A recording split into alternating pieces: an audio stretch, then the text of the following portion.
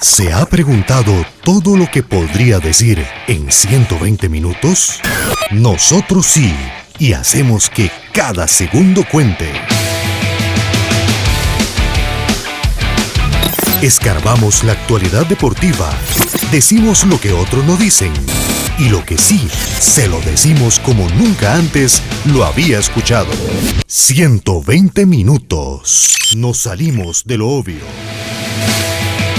Hablando de delanteros, con lo que iniciamos el tema, porque la gente hace su lista de delanteros internacionales, nacionales, que han sobresalido en Costa Rica, fuera de nuestras fronteras, evidentemente, y muchos hombres que han generado ese tipo de atracción por el fútbol.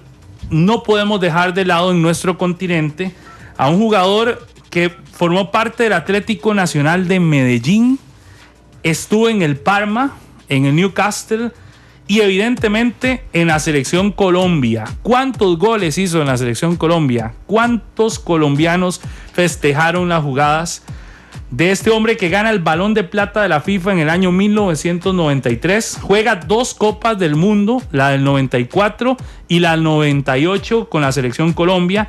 El tercer máximo goleador de su selección, 25 goles, superado solo por Arnoldo Iguarán y Radamel Falcao García. En el año 2004 dice: no, sigo más, se retira del fútbol. Todos perdemos porque dejamos de ver a Faustino Asprilla. Él es nuestra figura invitada esta mañana acá en 120 minutos desde Colombia. Un placer, nos sentimos agradecidos, Faustino, de que nos atienda la llamada.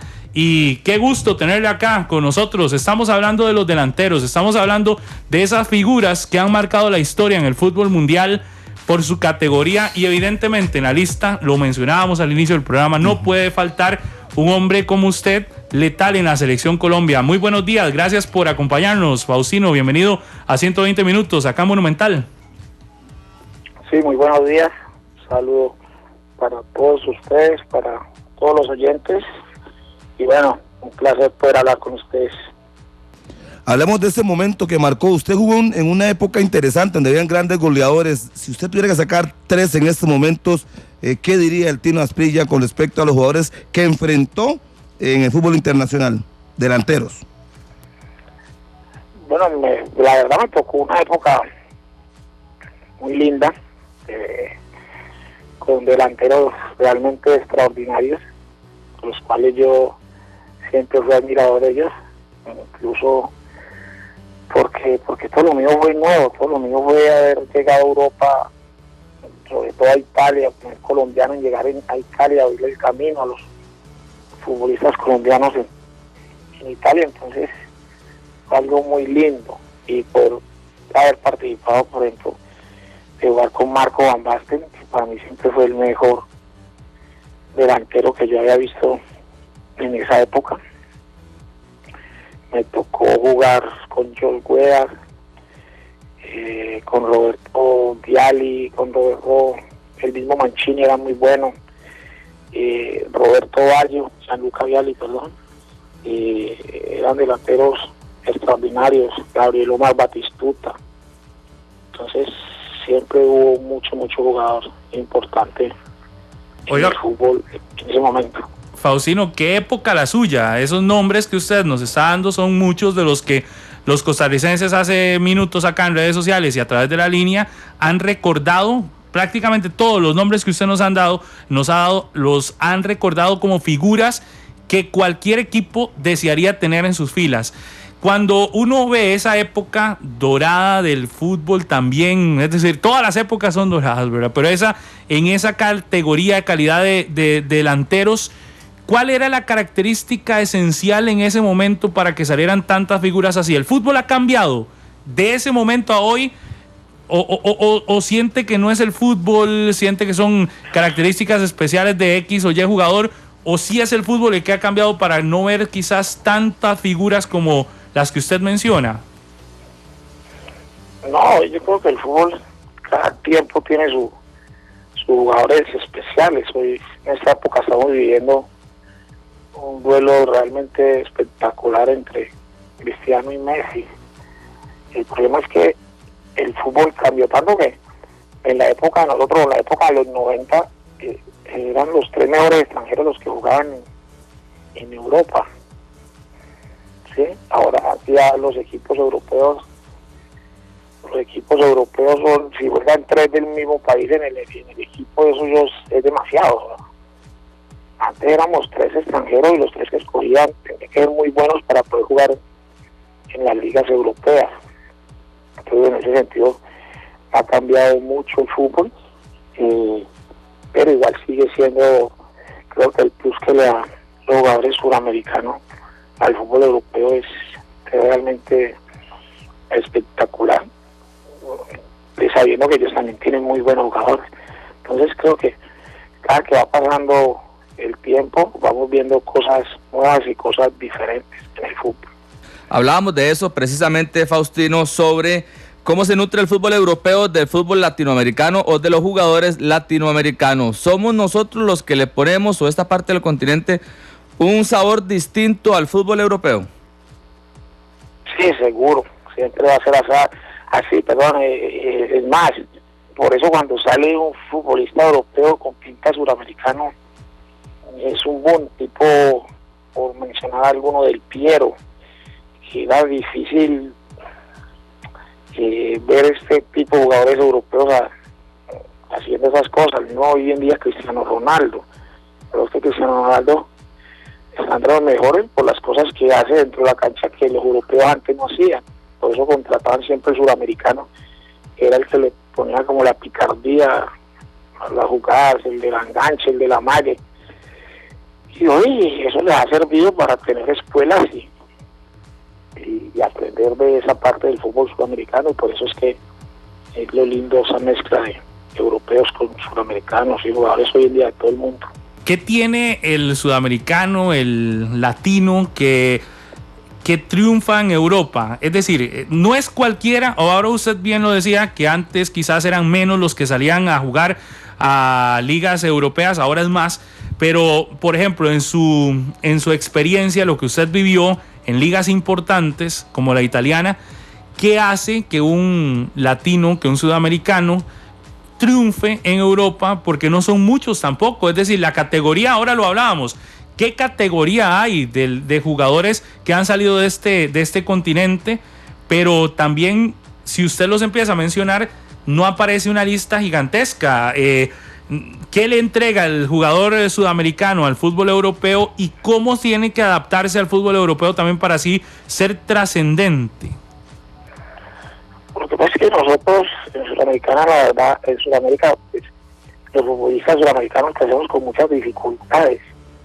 Entonces nos lleva a que queremos salir a Europa, lógico, para tratar de ganar dinero y solucionar nuestros problemas económicos, pero los europeos te meten esa mentalidad de ganador, y que no solamente de la plata, sino que también hay que ganar títulos, y es muy lindo, la verdad, muy lindo uno culminar un año, una temporada donde uno de mucho esfuerzo, de muchos partidos, y siendo y saliendo campeón. Entonces yo creo que ellos nos inculcaron eso, al jugador suramericano, esta parte, cuando llega allá, llega con un objetivo y termina con otro. Entonces todo eso va a ser una mezcla, porque todo va cogido de la mano. Digo que ya depende también el país donde llegue, del club, porque por mucho que sean europeos, todos los clubes no te tratan de la misma forma, ni tampoco tienen las mismas comodidades que tienen los equipos grandes, y eso, cuando uno tiene esas comodidades, es mucho más fácil entrenar, vivir, y eso se refleja después en la cancha, en los partidos, los sábados, los domingos. Cuando uno habla y menciona jugadores sudamericanos, por ejemplo, que triunfan en el otro lado del mundo, obviamente tiene que mencionar en la selección Colombia el nombre de Faustino Asprilla. Sale de Colombia, Harry Faustino, en un momento en el que Colombia está en una situación difícil políticamente, de seguridad también. Faustino Asprilla aparece como esa figura del fútbol colombiano. Ya habían otras, el Pibe, Higuita, que salían de renombre. Faustino aparece como un delantero que va y triunfa afuera de su país, en medio de una situación que vivía Colombia difícil. Y uno se pregunta, Harry, y creo que es lo que tenemos aquí, fue todo lo que... Logró Faustino Asprilla todo lo que quiso en Italia, en Inglaterra. ¿Logró alcanzar sus metas o le quedó algo pendiente en su carrera, Faustino? No, yo creo que uno siempre quiere más, ¿no? Y le hubiera gustado conseguir más deportivamente hablando. Creo que tuve una carrera exitosa, muy buena en Europa y muy contento y feliz por haber jugado en los equipos que jugué.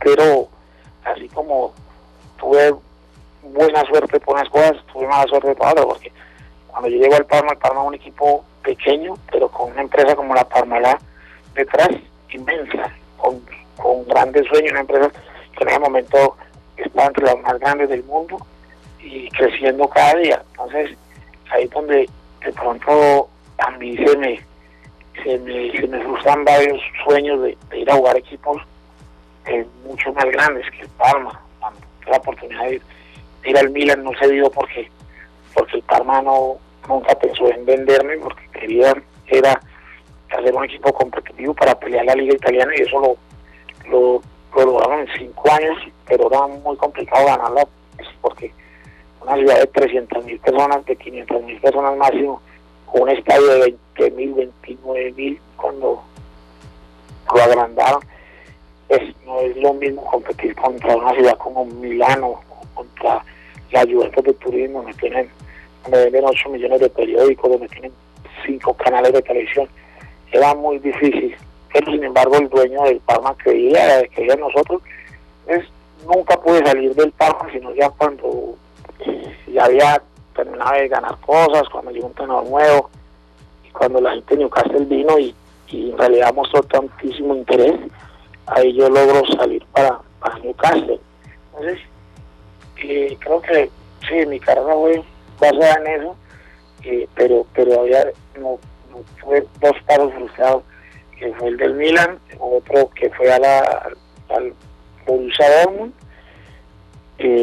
al Inter de Milán antes del Mundial de 94, y por último a Real Madrid. No pude llegar nunca a esos clubes, y eso siempre a uno le deja como muy pensador de que qué hubiera pasado si hubiera llegado a jugar en estos equipos, pero el resto nada, siempre a uno se le quedan cosas, no haber podido.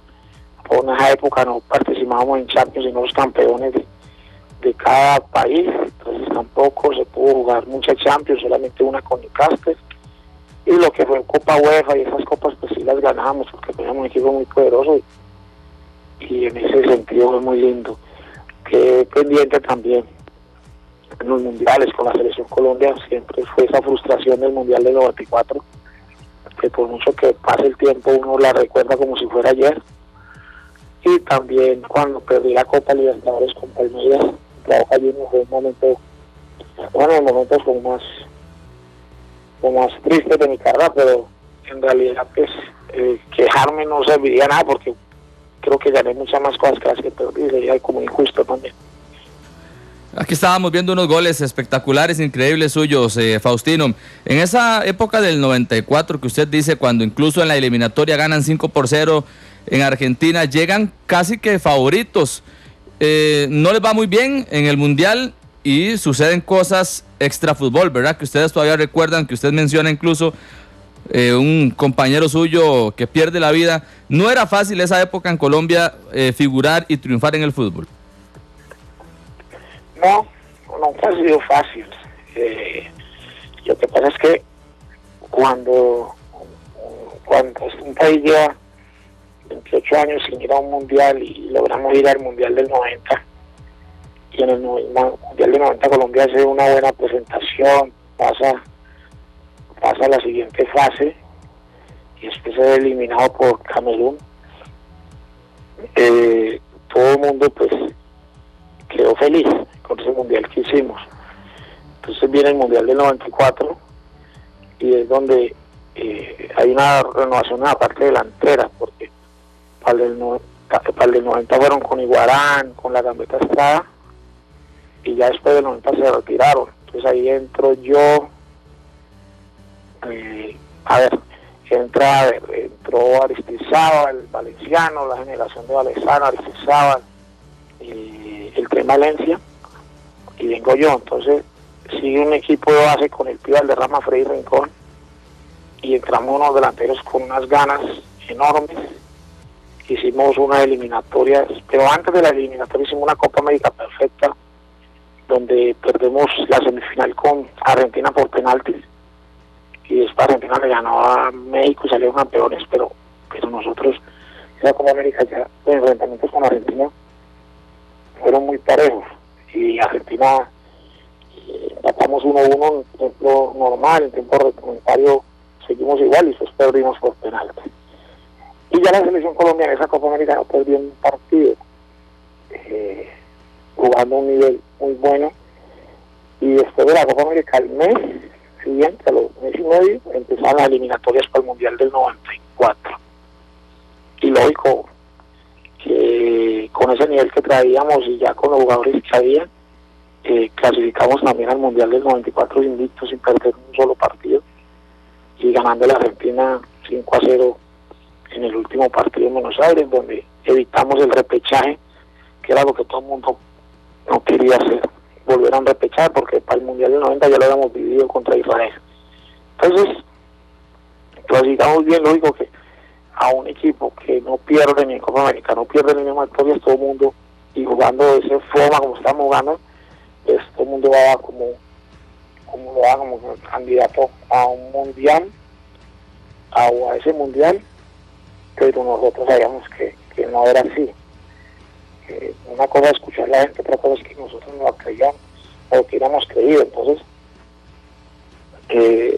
pasaron cosas raras, cosas extrañas, donde hicimos los partidos de preparación que se tenían que hacer. No sé si serían buenos o malos, lo único que es que nosotros tampoco perdimos ni un solo partido en los partidos de preparación, y llegamos al mundial y a nosotros todo nos salió al revés, porque cuando uno ve el partido contra Rumania, nosotros los primeros 20 minutos, Rumania no pasó de la mitad de la cancha, eso fue se subió media cancha en el área de ellos y la pelota no quiso entrar.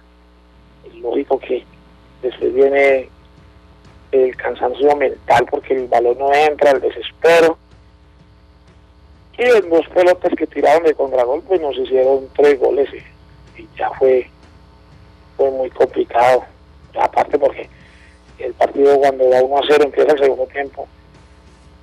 Más, en el 1-0 es una pelota, un tiro de esquina que la peinó Federico, en esa eliminatoria fue el goleador de nosotros, y en el mundial se le cerró largo, un balón que le quedó mano a mano al arquero, el arquero pateó y le pegó en un pie y el balón salió por encima, y ese balón no entró, eso era el 1-1 ahí empezando el segundo tiempo, y después Federico me mete una pelota a mí, yo me voy solo con arquero, yo en Italia hice no sé cuántos goles así, arquero, palo, gol, y ese día fue arquero, palo y afuera, pasó raspando el palo.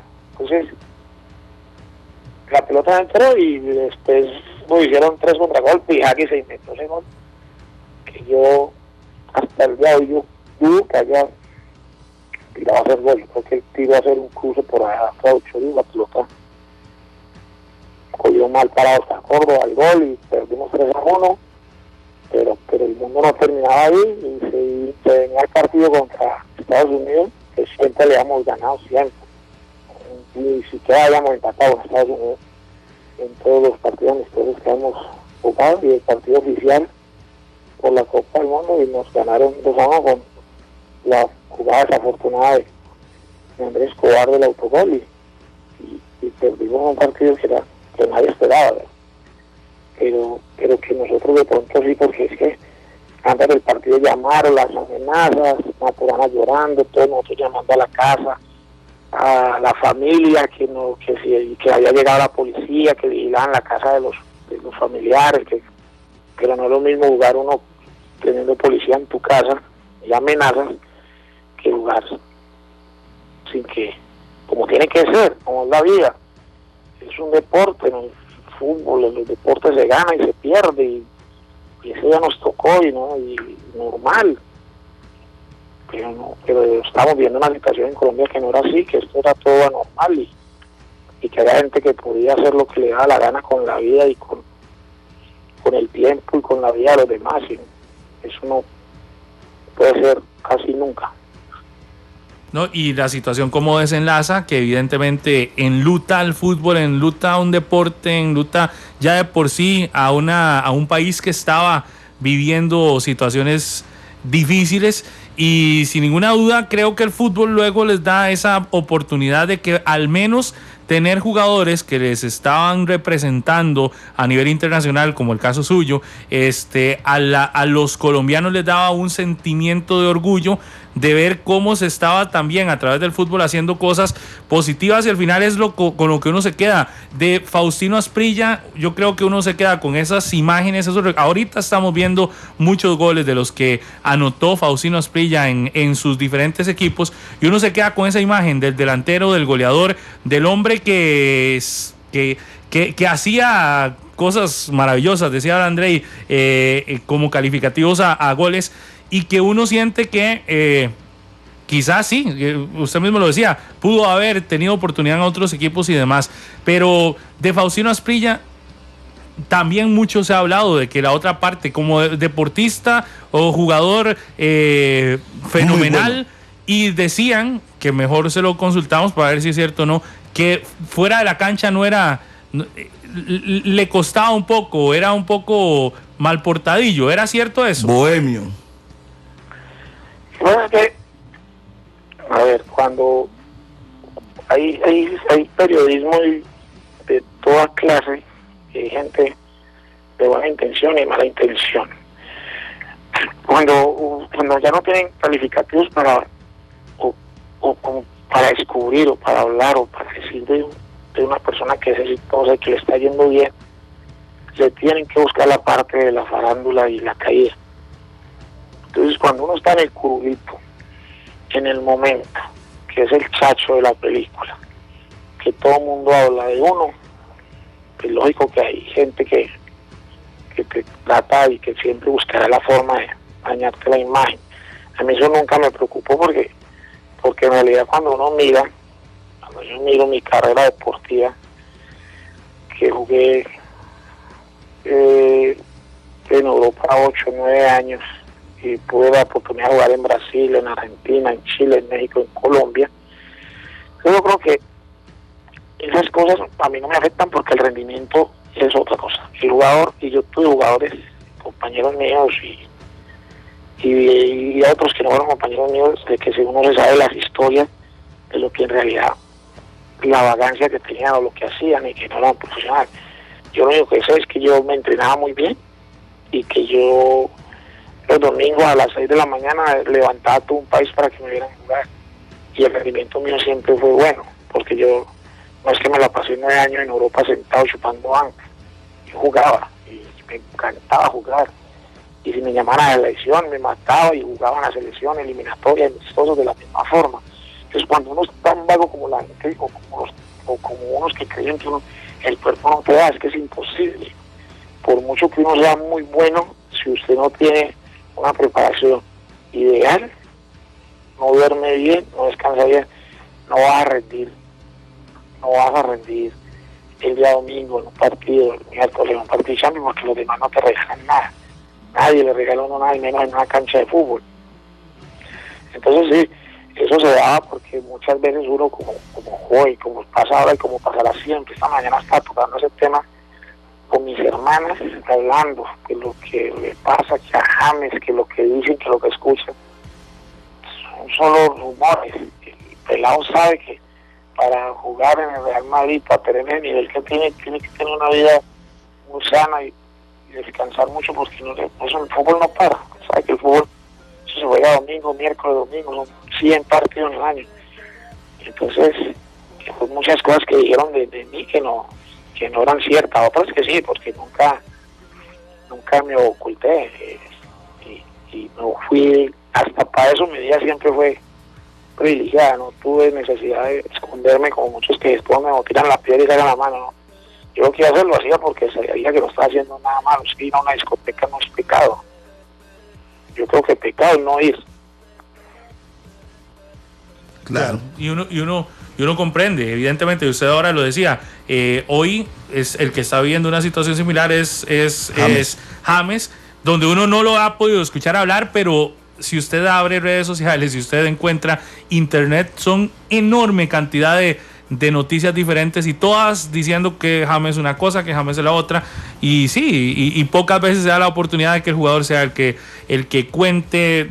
Muchos son rumores y demás, y sí, y eso uno lo entiende. Él toca un punto importante, Faustino Asprilla, jugó en Europa 9 años, y para rendir, si usted trae noche y fuma y toma, difícilmente Faustino no puede rendir a esos niveles. Sí, eso es claro. Y cuando uno, Faustino, llega a este momento de su vida y se pregunta qué ha sido la vida de Faustino Asprilla después de retirarse en el 2004 del fútbol, qué ha hecho allá en Colombia, ¿se ha mantenido ligado al fútbol o se dio un tiempo para desintoxicarse, como dicen muchos acá en Costa Rica, del fútbol?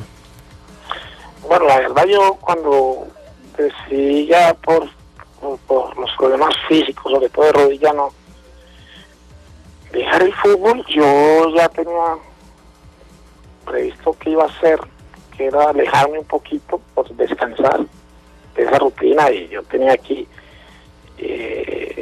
un pedazo de tierra donde tengo pues unas vacas y unos caballos, y me dediqué a eso, mis vacas, mis caballos y mis animales, y creé una escuela de fútbol a nombre mío aquí, un equipo de fútbol aquí en Tuluá, Club Faustino Asprilla. Me dediqué hace poco a tratar de sacar jugadores de 14 a los 17 años, de ayudarles y orientarlos, trayéndolos de todas partes de Colombia, poniéndolos a vivir acá en Tula. Yo tengo aquí en mi casa, en la finca donde yo vivo, tengo una cancha de fútbol profesional, entonces aquí los entrenaba y aquí les explicaba y todo eso, y jugamos el torneo nacional aquí en Colombia. Y me dediqué a eso. Después, pues lógico, me aparecieron por ahí que en el 2005 fui a un reality con el canal Caracol, se llama El Desafío. Participé en ese reality, después participé en otro, y después he hecho cosas pequeñas ahí en televisión, pero no nada que ver. Ahora último, me salió la oportunidad de trabajar con una radio colombiana nueva que se llama la Blue Radio, y al Mundial de Brasil. Con ellos a transmitir el Mundial, pero te cuento que si no hubiera ido, yo pensé que ustedes los periodistas la ganaban, era así, sentaditos nomás, pero fácil. Oiga, Faustino, ¿y se dio cuenta que no? Que no es fácil. No, yo me di cuenta que les toca muy duro.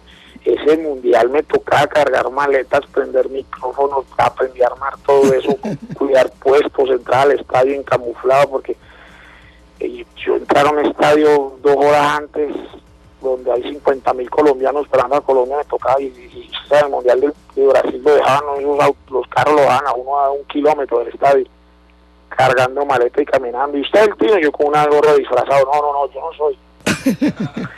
Para poder que la gente me dejara llegar al estadio, entonces, y cargar y transmitir todo, y termina el partido y otra hora más y media ahí sentado transmitiendo todo lo que pasaba, y corra para el aeropuerto, coger vuelo para la sede, que era...